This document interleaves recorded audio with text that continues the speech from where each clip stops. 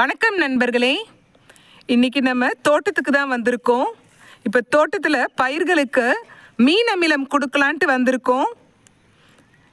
இந்த கேணியில் பாருங்கள், தண்ணி ஒரு 3/4 கிணறு இருக்குது.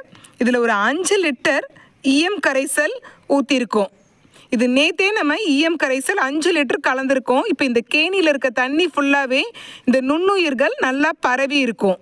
இது எப்படி இருக்குன்னு நம்ம பார்க்கறதுக்காக வந்தப்போ தான் நம்ம கண்ணில் இவங்க தென்பட்டாங்க. பாருங்க, இதுதான் சாரப்பாம்பு. பொதுவாக சாரப்பாம்பை பார்த்தாலே அடிச்சிடுவாங்க. ஏன்னா இது பயிர்களெல்லாம் வெட்டி நாசம் பண்ணும் அப்படின்னு சொல்லிட்டு இந்த சாரப்பாம்பை அடிப்பாங்க. ஆக்சுவலாக இந்த சாரப்பாம்பு பயிர்களை வெட்டாது, எலி தான் பயிர்களெல்லாம் நாசம் பண்ணும். இந்த சாரப்பாம்பு விவசாயிகளின் நண்பன்னே சொல்லலாம். ஏன்னா இந்த எலியெல்லாம்